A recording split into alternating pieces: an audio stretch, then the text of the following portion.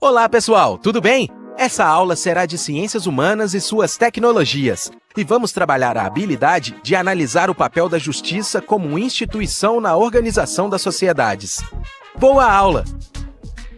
Olá, camaradas vestibulandos, estamos aqui para gravar nossa aula de número 102. Nessa aula 102 existe uma habilidade importantíssima que nós temos que treinar.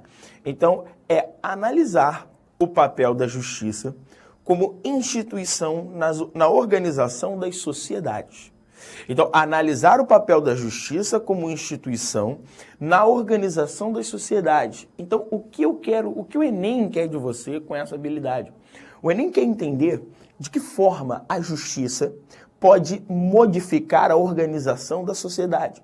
Qual é o impacto de algumas medidas jurídicas na organização das nossas sociedades ou da nossa sociedade? Eu escolhi um tema que é um tema muito atual, um tema que está caindo bastante em vestibular, que sempre cai, que era Vargas.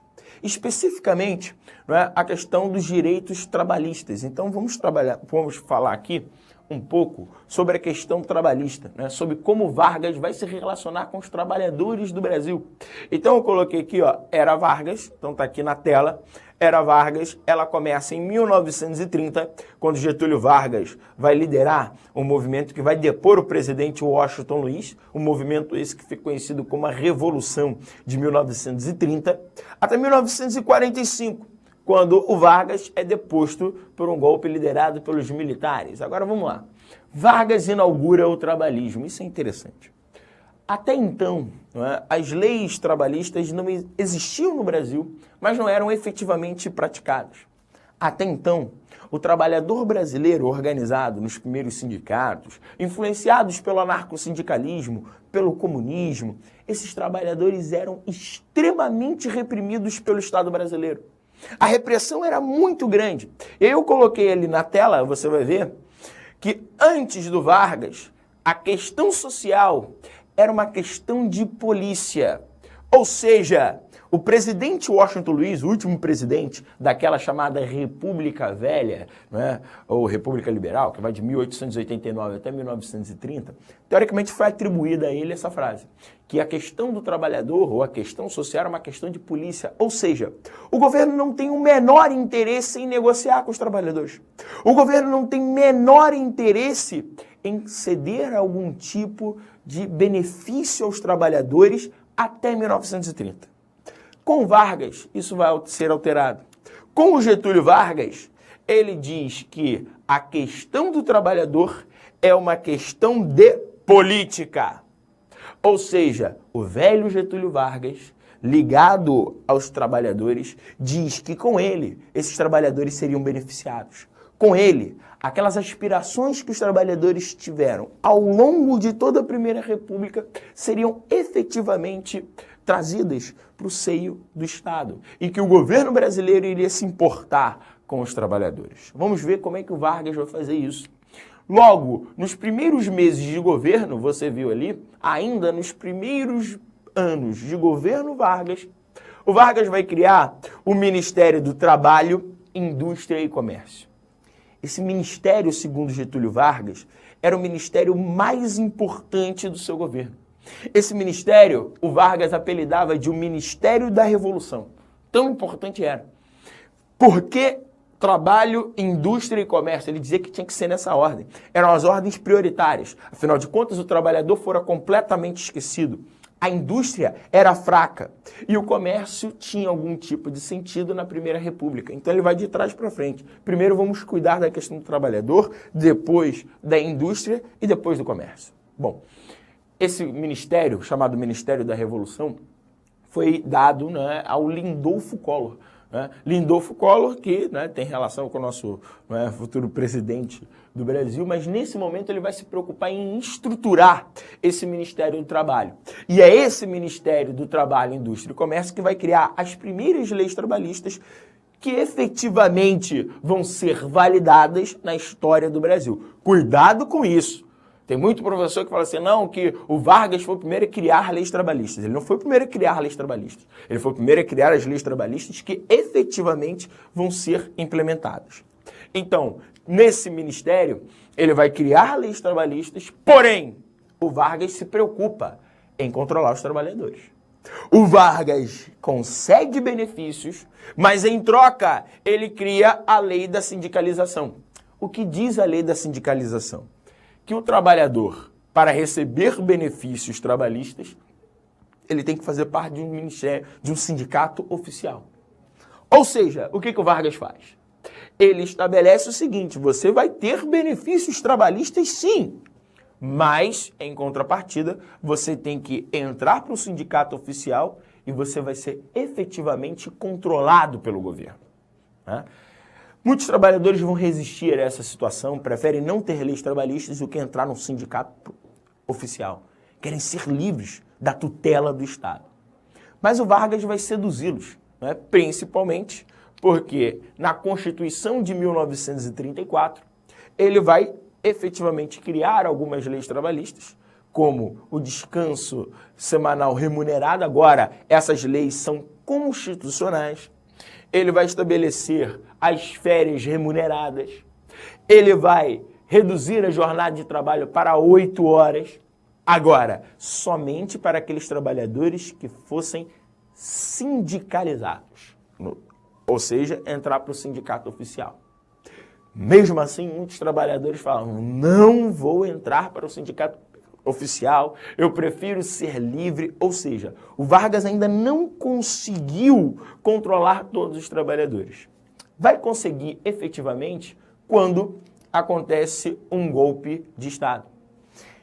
Em novembro de 1937, alegando, não é, que os comunistas estavam próximos de tomar o poder no Brasil, Vargas dá um golpe de Estado e cria um Estado ditatorial no Brasil. É a partir de 1937 que nós temos o Estado Novo. E é a partir de 1937 que, efetivamente, o Vargas vai criar o chamado trabalhismo. Dê uma olhada na foto que eu escolhi para vocês. A foto está assim: o trabalhador também tem o seu lugar no Estado Novo. O Vargas vai criar um imaginário, um conjunto de ideias que trabalha a lógica de que, com o Estado Novo, efetivamente existe uma democracia social no Brasil. E aí, vamos trabalhar quais são as medidas que efetivamente esse governo vai fazer. Quais são as medidas? Olha só, com o Estado Novo, dá uma olhada na tela, né? O Vargas vai criar, primeiro, a Justiça do Trabalho. A Justiça do Trabalho, ela foi criada em 1939 para forçar o empregador a cumprir as leis trabalhistas. O detalhe da Justiça do Trabalho, que vem até os dias de hoje, é o seguinte: quem tem o ônus da prova é o empregador. Então, se eu sou Por que o Vargas faz isso? Porque ele diz que as relações são desiguais, de que o empregador ele tem muito mais força do que o empregado. Então, se o empregado vai à justiça e diz que o seu empregador estava burlando as leis trabalhistas, quem tem que comprovar que estava certo com as suas obrigações indígenas é o empregador. Isso Vargas estabeleceu desde 1939, quando é criada a Justiça do Trabalho. Logo depois, não é, eu tenho um evento que é fundamental para, não é, o trabalhismo varguista, que é a criação da CLT. A consolidação das leis do trabalho, criada no dia 1º de maio de 1943, isso também é uma característica do Vargas. Todo dia 1º de maio, não é, no Dia do Trabalhador, ele faz uma festa em homenagem ao trabalhador brasileiro, e no dia 1º de maio de 1943, em meio à Segunda Guerra Mundial, ele promove a consolidação das leis do trabalho. Qual é a importância da consolidação das leis do trabalho? Ela vai pegar todas as leis trabalhistas que existiam até então, codificar, colocar em um livrinho e uniformizar essas leis. Assim, fica muito mais fácil para o trabalhador saber os seus direitos e fica muito mais fácil para a Justiça do Trabalho conseguir regularizar e regulamentar essas relações trabalhistas que até então foram muito desiguais. O objetivo do Vargas é modificar as relações entre empregador e trabalhador no Brasil, valorizando esse trabalhador E essa valorização do trabalhador vai vir através de um discurso de que aqui no Brasil existia uma democracia social, mesmo tendo uma ditadura, né? E através da justiça. A justiça ela está aí para regular essas relações entre os desiguais. E o Vargas vai criar um conjunto de símbolos, por exemplo, a carteira de trabalho. A carteira de trabalho era um motivo de orgulho para o trabalhador. Aquele que tinha a carteira de trabalho era aquele que efetivamente contribuía para o desenvolvimento do Brasil. Porque o Vargas vai lançar aquela ideia de que quanto mais você trabalha, mais o Brasil cresce. É a ideologia do trabalho. O crescimento do Brasil, ele é proporcional ao trabalho do seu povo. Então, quanto mais você trabalha, mais o Brasil cresce. As pessoas tinham orgulho de mostrar a carteira de trabalho, eu contribuo para o Brasil, eu efetivamente estou contribuindo para o progresso da nação. Então o Vargas valoriza esse trabalhador, dá respeito a esse trabalhador, protege esse trabalhador através da consolidação das leis do trabalho.